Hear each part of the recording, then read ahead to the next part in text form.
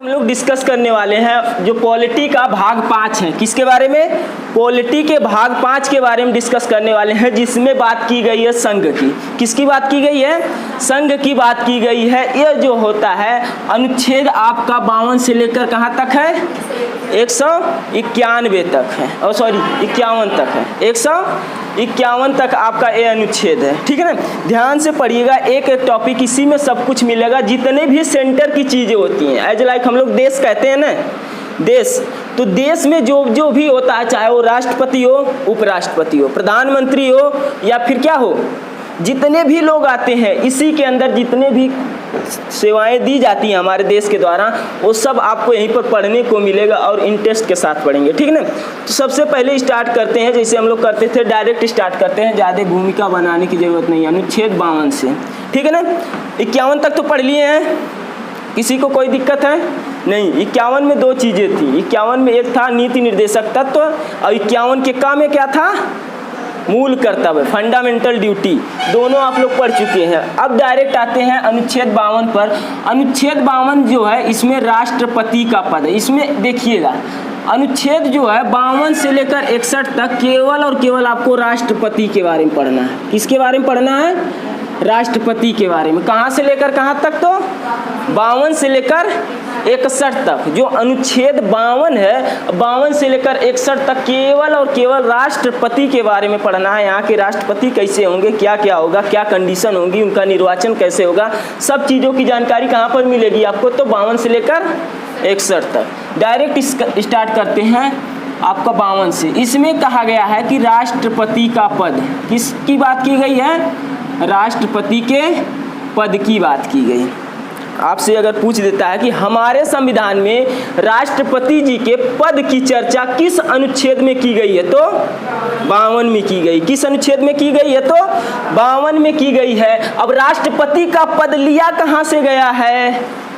तो ब्रिटेन से। कहाँ से लिया गया? तो ब्रिटेन से लिया गया। कहाँ से लिया गया राष्ट्रपति का पद? तो ब्रिटेन से। ब्रिटेन में अक्सर क्या होती हैं? इतिहास में बताए थे, ब्रिटेन में क्या होती हैं? अक्सर महारानी। महारानी कौन कौन? कौन महारानी? विक्टोरिया, एलिजाबेथ, और बहुत सारी जितनी भी होती हैं वहाँ पर, वहाँ की राष्ट्रपति क्या होती हैं? महारानी होती हैं। क्या होती हैं? महारानी होती हैं। महारानी का मतलब रानियों की रानी। अब इनके पति जी कैसे रहे होंगे? महाराजा। अक्सर देखिएगा, जो महिलाएं होती हैं वो अगर अनपढ़ भी हैं, तभी भी अगर उनका पति डॉक्टर है तो डॉक्टराइन, मास्टर है तो मास्टराइन, राजा है तो रानी।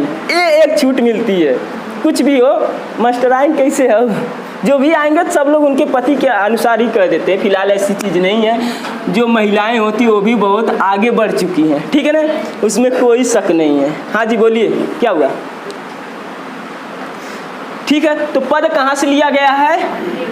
ब्रिटेन से। कहाँ से लिया गया है राष्ट्रपति का पद? तो ब्रिटेन से। किस अनुच्छेद में इसकी चर्चा है? तो 52 में। अनुच्छेद 52 में किस चीज़ की चर्चा है? तो राष्ट्रपति की। चले आगे 53 देखते हैं। अभी देखिएगा, जब राष्ट्रपति का निर्वाचन आएगा तो उसको ध्यान से समझिएगा। ये सब तो सिर्फ एक ऐसे हैं। देखिए 53 में कहा गया है कि जो कार्यपालिका होती है, क्या होती है? कार्यपालिका का औपचारिक प्रधान होता है। औपचारिक प्रधान होता है। कार्यपालिका जो होती है, अभी यहाँ पर मत जाइएगा, कार्यपालिका, विधायिका, अब आगे सब कुछ मिलेगा। यहाँ पर स्पेशली आप समझने का प्रयास करिएगा कि राष्ट्रपति क्या है। राष्ट्रपति के बारे में समझना आपको, ना कि कार्यपालिका, विधायिका, विधानसभा, लोकसभा, सब कुछ मिलेगा। बशर्ते राष्ट्रपति है तो राष्ट्रपति टॉपिक है तो राष्ट्रपति को अच्छे से समझते हैं, ठीक है ना। यहाँ पर कहा गया कि जो कार्यपालिका होती है ना, कार्यपालिका का औपचारिक प्रधान होता है। औपचारिक का मतलब समझ रहे हैं? औपचारिक का मतलब देखिए, जो कार्यपालिका होती है इसके दो कंडीशन होती हैं। एक होता है रियल हीरो। देखिएगा, फिल्म उलम देखे होंगे तो उसमें एक होता है रियल हीरो, एक होता है उसका साइड हीरो। होते हैं दो हीरो। तो यहाँ पर भी जो कार्यपालिका होती है उसके जो है दो ठो हीरो हैं, ऑफिशियल, रियल। रियल हीरो जो होता है वो होता है आपका पीएम। पीएम मतलब प्रधानमंत्री। और औपचारिक जो होता है, ऑफिशियल जो होता है, वो होता है राष्ट्रपति। वो होता है क्या? राष्ट्रपति। देखिए औपचारिक क्या होता है, अभी ध्यान समझिएगा। जो प्रधानमंत्री होता है वो क्या करता है, सारे के सारे मंत्रियों का क्या नेता होता है, उनमें से इम्पोर्टेंट होता है, नेता होता है उनका। जो भी काम होगा तो प्रधानमंत्री, वास्तविक शक्ति अगर देखेंगे तो प्रधानमंत्री के पास होती है, ना कि राष्ट्रपति के पास। राष्ट्रपति केवल और केवल रायसिंगा की पहाड़ी पर बैठे रहेंगे और टुकुर टुकुर देखते रहेंगे कब कोई विधेयक आए, केवल उस पर क्या करेंगे, सिग्नेचर कर देंगे, बस इतना काम है, कुछ नहीं काम है। जब आएंगे और एकाध बार इनके पास इतना थोड़ा आगे पढ़ेंगे तो पता चलेगा थोड़ा मोड़ा शक्ति तो है, परंतु ये शक्ति का उपयोग नहीं कर पाते हैं। कहीं ना कहीं इनको क्या किया जाता है कि महाभियोग लगा दिया जाएगा, ठीक है ना, आगे आएगा टॉपिक तब समझिएगा। कहने का मतलब क्या है कि औपचारिक शक्ति समझ में आई।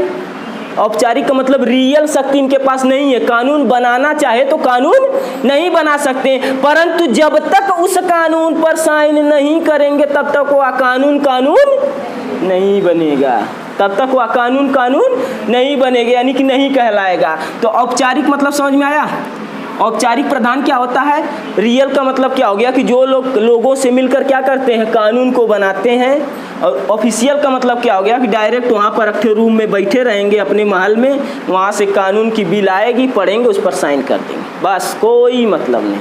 समझ में आई बात। तो कार्यपालिका के क्या होता है, औपचारिक प्रधान होता है, कार्यपालिका का औपचारिक प्रधान होता है। अगर रियल प्रधान के पूछे तो रियल प्रधान कौन होता है, तो प्रधानमंत्री होता है। औपचारिक प्रधान कौन होता है, तो राष्ट्रपति होता है। अब देखिएगा जितने भी कानून आएंगे सब पर साइन किसकी होनी चाहिए, राष्ट्रपति की साइन होनी चाहिए। समझ में आया ये वाला अनुच्छेद। आगे चलते हैं, ना समझ में आएगा तो बताइएगा। ये तो 60। अब जो आने वाला है 54 वाला, इसको 54 वाला जो है इसको आसानी से यानी कि ध्यान से समझिएगा, ये इसी में कन्फ्यूजन होती है। 54 वाला जो है वो है राष्ट्रपति का निर्वाचन। किसका, राष्ट्रपति का निर्वाचन। राष्ट्रपति का निर्वाचन यानी कि वोट कैसे पड़ता है, राष्ट्रपति जी को वोट देने जाते हैं। बनी है अभी तत्काल में द्रौपदी मुर्मू, कौन कौन वोट देने गया है? आप नहीं गई थी, जाना चाहिए था, क्यों नहीं गई? बुलाइबा नहीं किए, आपको वोट देने के लिए बुलाएंगे। देखिए जो राष्ट्रपति का चुनाव होता है वो होता है अनुपातिक विधि द्वारा। अभी आपको समझ में नहीं आएगा, आगे आएगा। अनुपातिक पद्धति द्वारा अभी नहीं समझ में आएगा, अभी आएगा, 1 मिनट। अनुपातिक पद्धति द्वारा एकल संक्रमणीय और अप्रत्यक्ष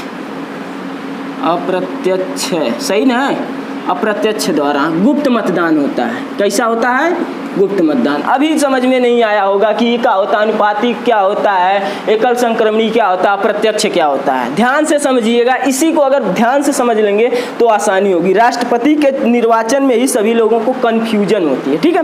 तो सबसे पहले देखते हैं, समझने के लिए तैयार है ना, राष्ट्रपति का निर्वाचन वोट कौन कौन देता है, इसके बारे में सब कुछ डिटेल से जानेंगे। ध्यान से समझिएगा। पहला बात ये आती है कि आखिर राष्ट्रपति का जो चुनाव होता है वो कराता कौन है, इसको छोड़ दीजिए, अभी कराता कौन है इनका चुनाव,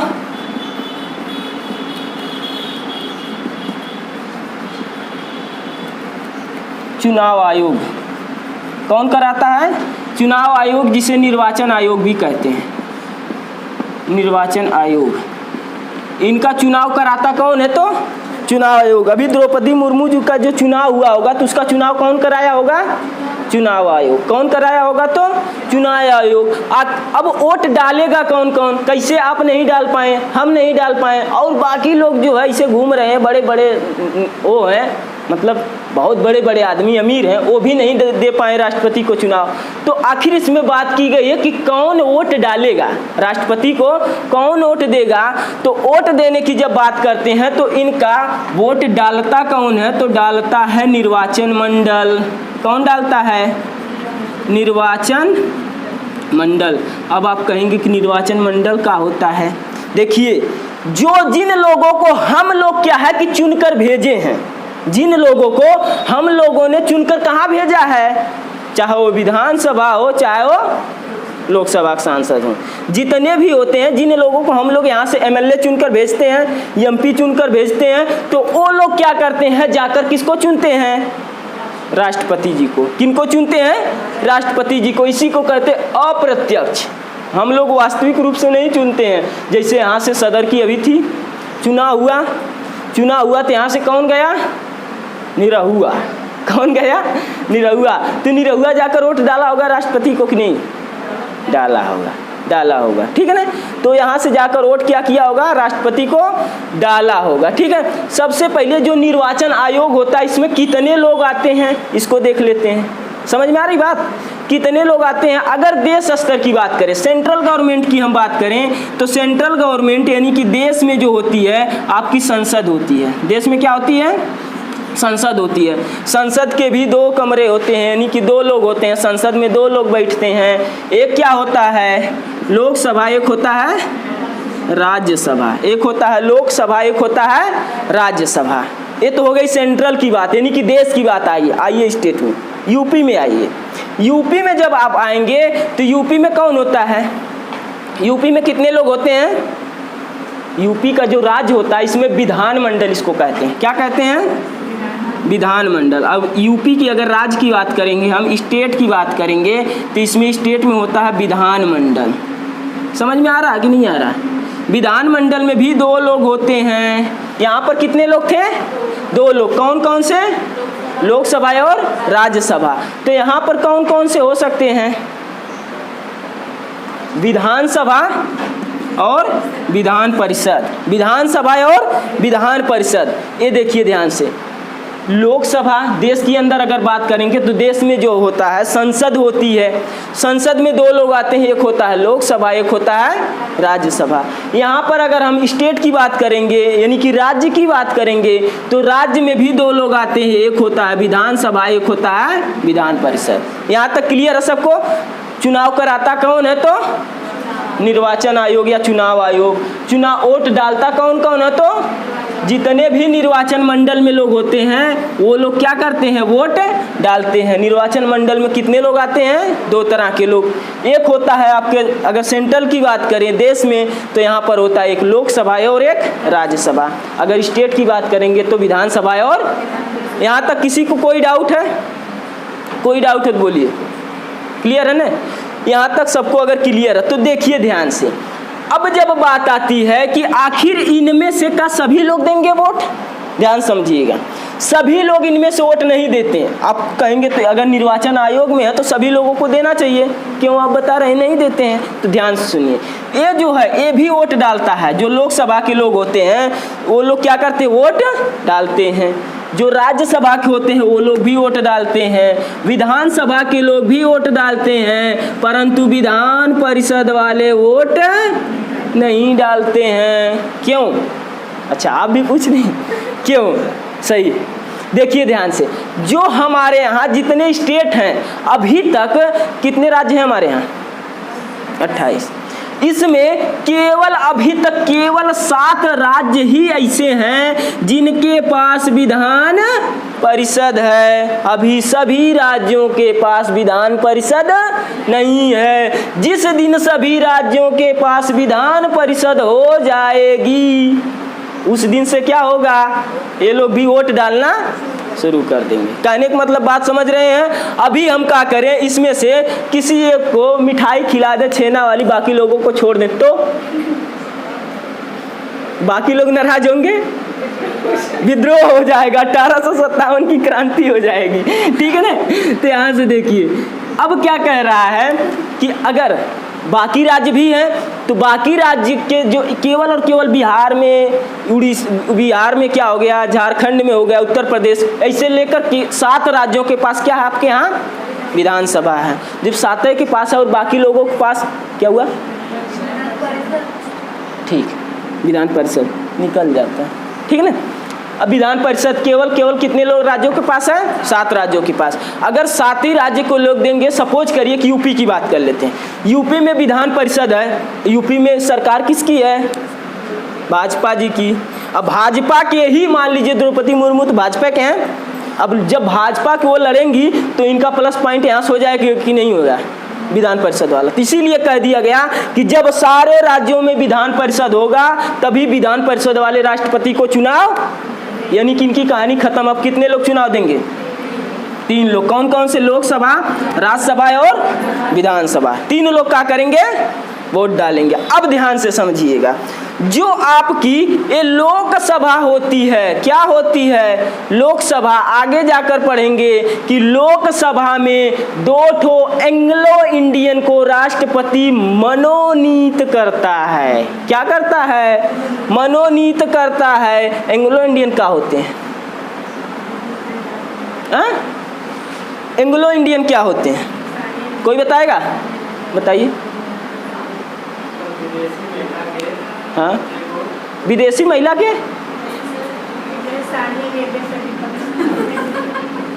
कहाँ जा रही है? सानिया मिर्जा को सब लोग आसान पाए, जो ही पाता वही लतिया देता है। ध्यान से देखिए, बताएंगे आप? बताइए।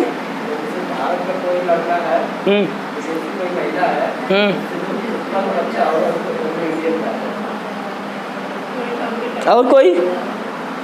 और कोई? देखिए ध्यान समझिएगा, हम लोगों पर राज कौन किया है? अंग्रेज कहाँ से थे? कहाँ के थे? यूरोप के। यूरोपियन कंट्री में थे। यूरोपियन आप कहेंगे इंग्लैंड के थे। यूरोपियन कंट्री से हमारे यहाँ बहुत लोग आए थे। पुर्तगाली भी आए थे, डच भी आए थे, अंग्रेज भी आए थे और बहुत लोग आए थे। ठीक है ना? इतिहास में बताएंगे सब कुछ। यहाँ पर क्या हुआ कि जब ये लोग आए थे का अपने साथ स्त्री लेकर आए थे। जब यहाँ पर आए तो यहाँ की जो सुंदर सुशील कन्याएं देखे तो उसी से क्या कर लिए? शादी कर लिए। उसी से क्या कर लिए? शादी कर लिए। अब यहीं पर इनका बच्चा भी होगा। जब शादी होगा तो बच्चा हो गया, बीबी हो गई, सब लोग हो गए। परंतु बात कहाँ फंसी? जब हम आज़ाद हो गए। कब? 1947 में। कब आज़ाद हो गए? 1947 में। जब 1947 में आज़ाद हो गए तो जो लोग अंग्रेज थे, यूरोपियन थे, इनको कहाँ जाना पड़ गया? अपने अपने देश जाना पड़ गया। जो अंग्रेज थे उनको वहाँ पर जाना पड़ा, यानी कि अपने अपने कंट्री चले गए। परंतु इन लोगों ने गलती क्या किया कि जिस स्त्री से, जिस भारतीय स्त्री से इन्होंने शादी किया था, उस स्त्री के साथ और उसके बच्चे को यहीं पर छोड़कर चले गए। ना लेकर आए थे, ना लेकर गए। ठीक है, बात समझ में आ रही है? तो ऐसे लोगों को जो क्या है कि अंग्रेजों के बच्चे हैं। किसके बच्चे हैं? अंग्रेज का मतलब यूरोपियन के बच्चे हैं। चाहे वो डच के भी हो सकते हैं, पुर्तगाल के भी हो सकते हैं, अंग्रेज की भी हो सकते हैं, उस पर किसी का मोहर। ठीक है, तो इन लोगों को क्या कहेंगे? एंग्लो इंडियन कहेंगे। क्या कहेंगे? Anglo Indian. बात समझ में आई कि ऐसे लोग जो भारत में आए थे और भारत में ही शादी किए, परंतु आज़ादी के बाद अपने बच्चे बीबी को छोड़कर चले गए। तो जो बच्चे और बीबी उनकी हैं वो क्या कहलाएंगी? Anglo Indian. जिस समय ये लोग छोड़कर गए थे उस समय क्या था? लाखों की संख्या इनकी थी। जो ऐसे लोग थे, यानी कि ऐसी औरतें और ऐसे बच्चों की संख्या कितनी थी?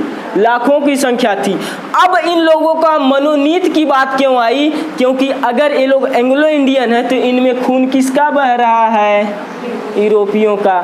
तो इन लोग जो भारतीय हैं का इनको भाव देंगे? का नहीं देंगे। जो ओरिजिनल मूल यहाँ के हैं वो इनको भाव नहीं देंगे। इसीलिए कहा गया कि इन लोगों की रक्षा के लिए, किन लोगों की? एंग्लो इंडियन की रक्षा के लिए लोकसभा में अब चुनाव नहीं होगा। 2 सीट पर चुनाव नहीं होगा। 2 सीट 2 लोगों को केवल और केवल मनोनीत कर जाएगा। आखिर ऐसा क्यों? 2 लोग को चुनाव भी तो लड़ा सकते थे, नहीं लड़ाया गया। क्यों नहीं? क्योंकि इनकी संख्या यहाँ के मूल निवासियों की संख्या की अपेक्षा क्या थी? कम थी। और ये लोग जो है अंग्रेजों से तो नफरत थी ही। जब अंग्रेजों से नफरत है तो उनके बच्चे चाहे यहीं के हों चाहे कहीं के हों, उनके बच्चों से कोई प्यार करेगा? का नहीं करेगा। तो इन लोगों को मनोनीत किया गया कि अब से क्या होगा कि लोकसभा में 2 लोग क्या हो जाएंगे? एंग्लो इंडियन मनोनीत किए जाएंगे। बात समझ में आ रही है? एंग्लो इंडियन समझ में आया? आगे चलते हैं। 2 लोग एंग्लो इंडियन हो गए। इनका मनोनीत कौन करता है? तो राष्ट्रपति। इनका मनोनीत भी प्रेसिडेंट यानी कि राष्ट्रपति करता। आगे आते हैं राज्यसभा में। राज्यसभा में देखिएगा, यहाँ आपका टॉपिक ना तो लोकसभा है, ना तो राज्यसभा है, ना तो विधानसभा है, ना तो विधान मेन और मेन ध्यान दीजिएगा किस पर, राष्ट्रपति पर। राष्ट्रपति पर ध्यान देंगे तभी सही होगा। अभी यहाँ पर ये बताने लगेंगे तो राष्ट्रपति छूट जाएगा, केवल और केवल राष्ट्रपति को समझिएगा, ठीक है। अब आते हैं कि राज्यसभा में, जो राज्यसभा होती है इसमें 12 लोगों को मनोनीत किया जाता है। क्या किया जाता है? मनोनीत किया जाता है। ऐसे लोग जो क्या है, समाज सेवी हों। ऐसे लोग क्या हों, जो समाज सेवी हों। अब समाज सेवी की बात करेंगे, जैसे समाज सेवी किसी का नाम बताइए? मदर टेरेसा, ठीक है। अब तो है ये नहीं तो अब कहाँ चुनाव लड़ेंगी, ठीक है ना। देखिएगा, जैसे लोग जिनका क्या हो, विज्ञान के क्षेत्र में अत्यधिक योगदान हो, कला के क्षेत्र में हो, या खेल कूद के क्षेत्र में हो। खेल कूद से आए थे कौन? सचिन तेंदुलकर जी को राज्यसभा का अध्यक्ष क्या मेंबर बनाया गया था, ठीक है ना। चाहे वो खेल कूद से हो, चाहे विज्ञान के क्षेत्र में हो, चाहे कला के क्षेत्र में हो, यानी कि किसी भी क्षेत्र में उनका विशेष योगदान हो या समाज सुधारक के रूप में विशेष योगदान होगा, तो वैसे लोगों वैसे 12 लोगों को मनोनीत किया जाएगा। कहने का मतलब है कि इनमें चुनाव उनका नहीं होता है। राज्यसभा का चुनाव उन लोगों का नहीं होता है जिनको राष्ट्रपति क्या करता है, मनोनीत करता है। ज़्यादा ओवर नहीं हो रहा है, समझ पा रहे हैं ना। जिनको राष्ट्रपति मनोनीत करता है उन लोगों की राज्यसभा में संख्या कितनी है? 12। कितनी है? 12।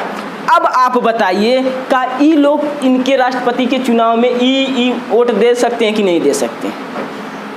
ये भी राज्यसभा के, ये भी लोकसभा के, ये लोग दे सकते हैं कि नहीं दे सकते? हाँ, दे सकते हैं? थोड़ा सोच कर बताइएगा, दे सकते हैं कि नहीं दे सकते? छोड़िए, ज़्यादा टाइम नहीं। देखिए, नहीं दे सकते, नहीं बता रहे हैं क्यों? अरे अभी आप बोलने तो दीजिए, क्यों? देखिए क्यों नहीं दे सकते। मान लीजिए हमने क्या किया है आपको, ठीक है, हमने आपको क्या किया है कि इस क्लास का क्या कर दिया है कि, छोड़िए जाने दीजिए, ध्यान समझिए फिर से। हमने क्या किया या किसी ने क्या किया है कि आपको कोई पद दे दिया है, ठीक है, या मुखिया का पद दे दिया है। हम ब्लॉक पर मुखी लड़ गए, तो हमने आपको दिया है तो आप हमको नहीं देंगे? देंगे कि नहीं देंगे? देंगे, पक्का देंगे। देखिए बात समझिए, सपोज करिए कि समय कौन है, सपोज क्या करना, वाकई में है द्रौपदी मुर्मू। द्रौपदी मुर्मू जी हैं, वो भी मनोनीत करेंगी। मान लीजिए 2 ठो इधर से कर दी, 12 ठो इधर से, टोटल कितने हो गए? 14 लोग। टोटल कितने लोग हो गए? 14 लोग। और क्या हुआ कि भाजपा वालों ने क्या कर दिया कि कह दिया कि अब अगले वर्ष जब चुनाव होगा, अगले वर्ष मतलब 5 साल बाद जब चुनाव होगा, पुनः कौन चुनाव लड़ेंगी? द्रौपदी मुर्मू। अब जिन जिन लोगों को ये मनोनीत करके 12 ठो यहाँ 2 ठो यहाँ लाई रहेंगी, कई लोग उनको वोट नहीं देंगे, का देंगे, तब हो जाएगा एक तरफा। इसमें विश्वासघात हो सकती है, ऐसा करना नहीं है, ऐसा करना नहीं है। राष्ट्रपति का चुनाव सबको लड़ने का अधिकार है। इसका मतलब ही नहीं है कि हम आपको लाए हैं तो आप हम ही को दीजिए। एक तरफा काम नहीं होना चाहिए, इसीलिए कह दिया गया ऐसा पक्का होगा जिसको अगर आप मान लीजिए किसी के साथ आप भलाई करे रहेंगे, वो पक्का आपके साथ भलाई करेगा। किसी को आप क्या है गाली दिए रहेंगे तो भी अवसर खोजेगा, अवसर खोजते क्या करेगा? गरियाएगा।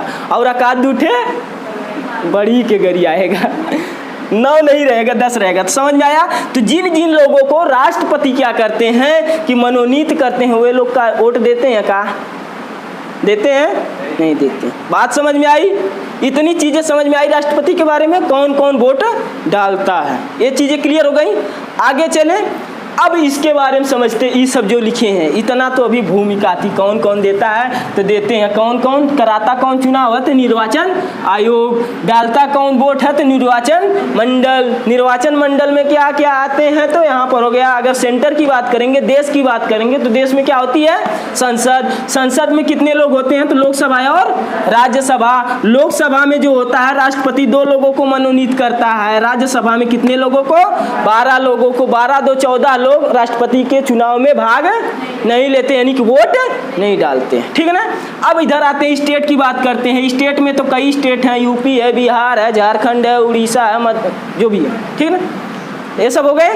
तो इसमें जो स्टेट में होता है, स्टेट में क्या होता है, विधानसभा और विधान परिषद। विधान परिषद चुनाव में भाग नहीं लेती क्योंकि हमारे पास केवल 7 राज्यों के पास ही विधान परिषद है।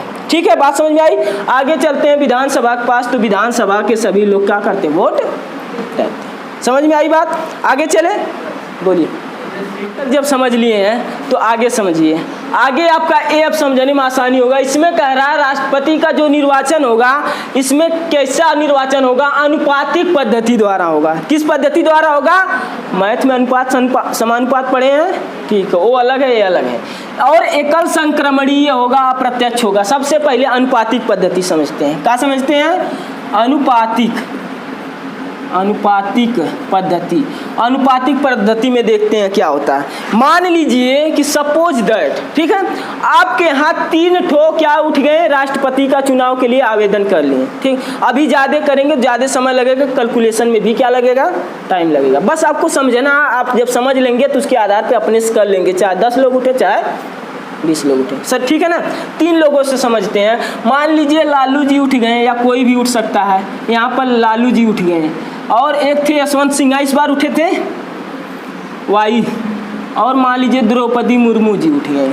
ठीक है ना, 3 लोग मान लीजिए उठ गए। किसी को नाम से प्रॉब्लम नहीं ना, ठीक है, ध्यान से देखिए।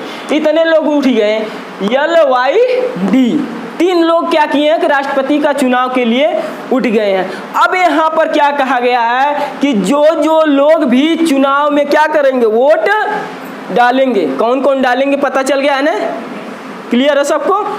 अब जो लोग भी चुनाव में, राष्ट्रपति के चुनाव में वोट डालेंगे, वो अनुपातिक दृष्टि से डालेंगे। अनुपातिक दृष्टि से मतलब क्या हो गया कि प्रेफरेंस देंगे। प्रेफरेंस मतलब जानते हैं, किसको कौन सा नंबर। जैसे आमतौर पे हम लोगों का चुनाव क्या होता है, अगर मुखिया का चुनाव हुआ, 4 लोग लड़े हैं, 3 लोग लड़े हैं, तो उसमें से 1 को डालते हैं। कभी कभी क्या होता है कि इतना ज़्यादा गोड़ धर लिए रहते हैं चारों लोग, बुढ़िया दादी कहती हैं ला बाबू तू ला, ला बाबू तू ला, यानी कि सब बाबू को दे देती हैं और उनका वोट क्या होता है, खराब हो जाता है। आमतौर पर यही सुनने को आता है। परंतु यहाँ पर क्या होता है, यहाँ पर जो लोग गए रहते हैं वो लोग तो थोड़ा समझदार रहते हैं, अनपढ़ भी रहते हैं कुछ लोग, ऐसी बात नहीं, मगर समझदार रहते हैं। उनको बताया रहता है कैसे वोट डालना है। तो यहाँ पर क्या होता है कि आपको कहा जाता है कि आप प्रेफरेंस दीजिए। प्रेफरेंस का मतलब क्या है, नंबर दीजिए। किसको 1 नंबर पर लाना चाहते हैं, किसको 2 नंबर पर, किसको 3 नंबर। बात समझ में आ रही है कि आपको, मान लीजिए कि आपने क्या किया है कि आपने मुर्मू जी को, द्रौपदी मुर्मू जी को क्या किया है कि 1 नंबर दे दिया है। अगर ई नहीं बनी तो आप किसको चाहेंगे दूसरे नंबर पे ई वाला बन जाए, ये चीज़ होती है। या वो भी नहीं बने तो तीसरा आपकी चॉइस क्या है, किसको आप चाह रहे हैं कि तीसरे नंबर पे बन जाए अगर 2 लोग नहीं बने तो। समझ में आ रही बात। तो मान लीजिए आपने 1 नंबर इनको दे दिया, 2 नंबर दे दिया किनको, लालू जी को, और 3 नंबर दे दिया यशवंत सिन्हा जी को।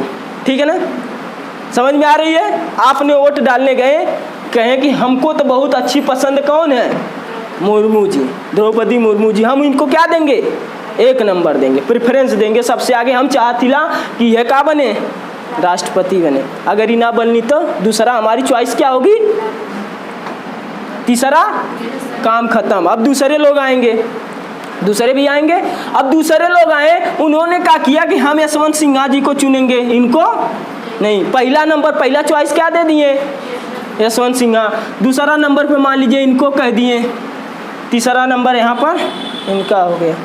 वो अपने मर्जी के ऊपर डिपेंड है, वो आपको प्रेशर थोड़ी कोई करेगा। प्रेशर देखिए करेगा नहीं करेगा वो आगे चीज़ है, ठीक ना। फिलहाल यहाँ पर समझ में आ रहा है, आप प्रेफरेंस दे रहे हैं। अब मान लीजिए आप गए, आप ही दीजिए किसको देना चाहते हैं, कौन आगे आए। मान लीजिए तीसरा व्यक्ति कोई आ गया, तीसरा व्यक्ति आ गया, फिर क्या किया, मुर्मू जी जीती हैं तो यहाँ पर भी जिता दे रहे हैं, ठीक है। यहाँ पर कोई तीसरा आ गया, उसने भी क्या किया कि मुर्मू जी को क्या किया है, पहला दे दिया कि ये बहुत बढ़िया है, आज तक कोई आदिवासी महिला नहीं बनी है, इनको हम क्या करना चाहते हैं, प्रधान राष्ट्रपति के रूप में देखना चाहते हैं। पहला नंबर इनको दे दिया। दूसरा नंबर किनको दे दिया, इनको। तीसरा नंबर इनको। समझ में आ रही बात, आ रहा समझ में, इतना 10 मिनट, ठीक है। अब मान लीजिए कोई चौथा आ गया, ज़्यादा दूर तक नहीं जाएंगे। चौथा कोई आ गया, उसने भी क्या किया है कि क्या किया, इसको दे दिया दूसरा नंबर, दूसरा दे दिया, इसको दे दिया क्या नाम है इसको दे दिया पहला, इसको दे दिए तीसरा। फिर कोई आ गया, इनको दे दिया तीसरा, इनको दे दिया दूसरा, इनको दे दिया पहला। बस इतने हमारे पास जगह भी नहीं है, यहीं पर हम क्लोज कर देते हैं। 5 लोग नहीं देते हैं, बहुत लोग देते हैं। समझ में आया क्या कैसे वोट दिया जाता? समझ में आया? जितने लोग लड़े रहेंगे उनमें आपको प्रेफरेंस देना है, किसको आप अच्छे से चाहते हैं, किसको दूसरे नंबर, किसको तीसरे, किसको चौथे, ऐसे इस तरह चुनाव होता है। इसी को कहते हैं अनुपातिक पद्धति। इसी को क्या कहते हैं? अनुपातिक पद्धति। तो आप बताइए इसमें से जीता कौन?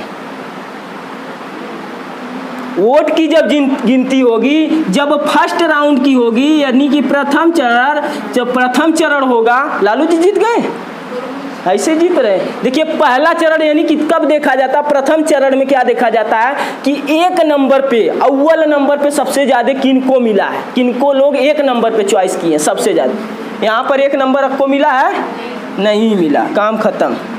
यहाँ पर 2 लोग, यहाँ पर कौन जीत गई? मुर्मू जी। कौन जीत गई? मुर्मू जी जीत गई। यानी कि क्या है कि जिसको लोग एक नंबर पहली चॉइस जो रहेगी वही क्या करेगा? जीत जाएगा। वही क्या करेगा? जीत जाएगा। समझ में आ रही बात? प्रथम राउंड में ही क्या करी? राष्ट्रपति बन गई। अगर कभी कभी ये वाला समझ में आया तो आगे बताएं। आ गया ना? किसी को कोई डाउट है तो बोलिए। देखिए आगे कभी कभी क्या होता है कि कभी कभी मान ली फर्स्ट राउंड की बात करें तो प्रथम चरण में क्या है कि इनको, प्रथम चरण की बात है खत्म करिए, दूसरा चरण, फर्स्ट चरण समझ में आया था ना, दूसरा चरण में देखते हैं। दूसरा चरण में देखते हैं कि किन किन सबसे ज्यादा 2 नंबर पे किसको रखा गया है। इसमें 2 नंबर पे कितने लोगों ने रखा? इनको 2 लोगों ने रखा है। इसमें कितने लोगों ने रखा है? 1 लोगों ने रखा है। इसमें कितने लोगों ने रखा है? तो कितने लोगों ने? 3 लोगों ने। कितने लोगों ने रखा है? कौन राष्ट्रपति बनेगा? सी वाला। कहने का मतलब है अब तक क्या हुआ कि अब तक केवल एक बार ही द्वितीय चरण की गणना हुई है राष्ट्रपति पद में। एक वी गिरी नाम था उनका, वी गिरी जब राष्ट्रपति बने थे तो द्वितीय चरण की गणना से बने थे। किस चरण की? द्वितीय चरण की। नहीं तो अब तक जितने बने हैं पहले चरण में क्लियर हो जाता है कि कौन राष्ट्रपति है, कौन नहीं है, कौन बनेगा, कौन नहीं बनेगा। केवल एक ऐसे राष्ट्रपति थे जिनका नाम था वी गिरी। इनके लिए फर्स्ट चरण में टाई हो गया था, इसके लिए द्वितीय चरण की गणना हुई थी। कितने चरण हो सकते हैं? मिनिमम कितने चरण हो सकते हैं? कितने चरण तक गिनती की जा सकती है? जितने लोग चुनाव उठे रहेंगे उतने चरण। मान लीजिए 5 लोग उठे हैं तो 5 चरण तक वो क्या गिनती हो सकती है। 5 चरण तक गिनती क्या हो सकती है? हो सकती है। समझ में आया? अनुपातिक पद्धति मतलब समझ में आया? किसको 1 नंबर देंगे, किसको 2 देंगे, किसको 3 देंगे, किसको 4 देंगे। जितने लोग उठे रहेंगे उतना नंबर आपको क्या है? देना पड़ेगा। अनुपात देना मतलब आपको प्रेफरेंस देना, किसको ज़्यादा आप देखना चाहते हैं, किसको वाकई में देखना चाहते हैं। अगर वो नहीं बने तो वो बन रहे हैं। ठीक है ना? समझ में आया अनुपातिक पद्धति? अनुपातिक पद्धति समझ में आया तो आगे चलें। आगे चलते हैं। आगे आपका इसी में आता है एकल संक्रमणीय। क्या है? एकल संक्रमणीय। एकल संक्रमणीय क्या कहता है? इसके तहत ये जो कहता है कि इसमें यानी कि इन अगर मान लीजिए 3 लोग चुनाव लड़े हैं तो इसमें फर्स्ट राउंड में ही जिसका वोट कम होगा, सबसे कम होगा, उसको क्या करेंगे? इसको इस रेस से बाहर कर देंगे। और रेस से बाहर ही नहीं करेंगे बल्कि उसके वोट को इन दोनों लोगों में क्या करेंगे? बराबर बराबर बांट देंगे। इसीलिए क्या होता है? राष्ट्रपति का वोट क्या होता है? उनका बढ़ जाता है। कहेंगे ना कि इतने वोट से जीते हैं। ठीक है ना? तो जो लोग जीत रहे होते हैं उन लोगों में जो एकदम लो होता है उनका वोट क्या करते हैं? बांट देते हैं। बात समझ में आ रही है कि नहीं आ रही है? अब इसी में आगे बात करते हैं अप्रत्यक्ष। आगे क्या है? अनुपातिक समझ में आया? ये वाला समझ में आया। एकल संक्रमणी क्या होता है? जो सबसे कम पाया रहेगा उसके वोट को लेकर जो लोग जीत रहे होंगे उनमें क्या करेंगे?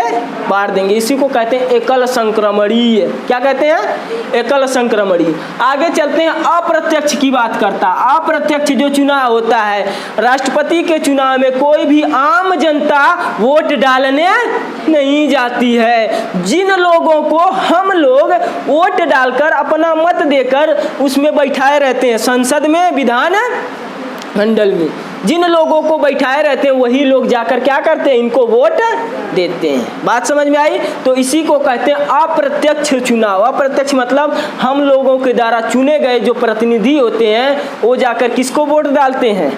राष्ट्रपति को। वो किसको वोट डालते हैं? राष्ट्रपति को। बात समझ में आई? इतनी चीजें समझ में आई? हाँ, आगे चलते हैं। गुप्त तो पता ही चल गया होगा कि गुप्त तो हर एक चुनाव होता है। प्रधान चुनाव इसमें से कितने लोग देने गए हैं? मुखिया वाला देने गए हैं ना, तो आ गए होंगे तो कोई आड़ में ऐसा कुछ लगाकर उसमें आप अकेले गए होंगे, वहाँ पर डाले होंगे अपना वोट। आपको बताना नहीं है किसी को हम फलाना को दिए हैं, ठीक है? द्वार मतलब गेट पर सब लोग मिले, हाँ हमारे यहाँ एकदम याद रहा तो है, देवे कहीं नहीं है एकदम तो है, मगर हमारी मन हमारा मत है, ठीक है ना? तो यहाँ पर जो होता है गुप्त मत होता है कि आप पहला नंबर किसको देंगे, दूसरा किसको देंगे, तीसरा किसको देंगे, ये आपके ऊपर डिपेंड करता है। बात समझ में आई? राष्ट्रपति का निर्वाचन समझ में आया कि नहीं आया? किसी को कोई दिक्कत नहीं? दिक्कत है तो आगे चलते हैं। देखिए, कोई भी चुनाव हो, कोई भी चुनाव होगा उसको क्या करना है? आपको अगर कोई भी चुनाव लड़ना है तो उसके लिए कुछ ना कुछ जमानत राशि देनी पड़ती है। जमानत राशि मतलब समझते हैं? नहीं समझते हैं? जमानत राशि, जमानत राशि मतलब क्या होता है कि आप कोई भी चुनाव लड़ने जाएंगे उसके लिए आपको कुछ ना कुछ धन देना पड़ता है। किसको देना पड़ता है? आरबीआई को। आरबीआई समझते हैं? आरबीआई को देना पड़ता है। आरबीआई को ये धन लगता क्यों है? क्योंकि आप चुनाव लड़ रहे हैं तो इसके लिए ये क्या है, आप उसकी रिस्पॉन्सिबिलिटी बनती है कि किस प्रकार वह चुनाव कराएगी, ठीक है ना? तो जब राष्ट्रपति की जमानत होती है, जमानत राशि होती है, वो कितना होती है? 15,000 रुपया। कितना होती है? 15। अगर आपके 15,000 रुपया है तो क्या करेंगे? राष्ट्रपति का चुनाव लड़ेंगे, लड़ सकते हैं, ठीक है ना? कोई भी नहीं लड़ सकता, आगे उसकी योग्यता है, शर्तें हैं, सब कुछ है। फिलहाल अभी तो हम 54 पे हैं, निर्वाचन में चल रहे हैं, ठीक है ना? देखिए, 15,000 रुपया क्या किया गया कि कहा गया है कि राष्ट्रपति को जब चुनाव कोई लड़ेगा तो 15,000 रुपया क्या करेगा? जमानत राशि के रूप में जमा करेगा। कहाँ करेगा? आरबीआई में। कहाँ करेगा? तो आरबीआई में। यदि, अब देखिए, यदि वो क्या करता है कि 1/6 वोट से कम वोट पाता है, से कम वोट पाता है तो उसकी जमानत जब्त हो जाती है। जमानत जब्त मतलब क्या हुआ कि जो पैसा दिया है वो पैसा उसको वापस नहीं मिलेगा, वो पैसा उसको वापस नहीं मिलेगा। इसी को कहते हैं जमानत जब्त। क्या कहते हैं? जमानत जब्त हो जाती है। अक्सर देखे होंगे। अब देखिए, 15,000 रुपया की बात नहीं होती है। 15,000 रुपया जो राष्ट्रपति बन रहा है वो करोड़ों का मालिक होगा, लाखों का होगा, ठीक है ना? तो यहाँ पर 15,000 रुपये की बात नहीं आती है, होती है बात इज्जत सम्मान की। अब सपोज करिए कि मान लीजिए आपके पास टोटल राष्ट्रपति को 600 वोट पड़े हैं, टोटल जितने लोग लड़े हैं 600 वोट थे, सपोज करते हैं, ठीक है ना? 600 थे, 600 का 1/6 कितना होगा? कितना होगा? 100 होगा। कितना होगा? 100। आप 600 में से 100 वोट अगर पाने की हिम्मत नहीं रखते हैं तो क्या करें कि राष्ट्रपति बनने जा रहे हैं? अगर 100 वोट नहीं पाएंगे तो बेइज्जती होगी कि नहीं? देश का प्रथम नागरिक बनने जा रहे हैं, आपको 100 लोग नहीं पसंद कर रहे हैं तो इसका मतलब क्या है? आप एकदम क्या हैं? बेकार है। तो आपकी जमानत राशि क्या होगी? जब्त कर ली जाएगी। उन लोगों की पैसे का टेंशन नहीं होता है, टेंशन होती है तो अपने इज्जत का, सम्मान का। अब देखे होंगे जो राष्ट्रपति बन गए एक बार, उनको आप कहेंगे कि आप विधायक बन जाइए, सीएम बन जाइए, तो कभी भी नहीं बनेंगे, कभी भी नहीं। सर नहीं आए, डिस्कस करें आगे। समझ में आया जमानत राशि क्या होती है? जमानत राशि कितनी होती है? तो बोर नहीं हुए हैं? देखिए, थोड़ा ऐसी टॉपिक है इसलिए मस्ती से नहीं बढ़ा पा रहे हैं। जमानत राशि 15,000 होती है, दिया जाता है किसको, RBI को। 1/6 वोट से कम पाएंगे तो क्या होगा, जमानत राशि जब्त कर ली जाएगी। जमानत राशि क्या हो जाएगी, जब्त हो जाएगी। यहीं पर छोड़ दें, ज़्यादा ओवर हो जाएगा, तीर उड़ने लगेगा।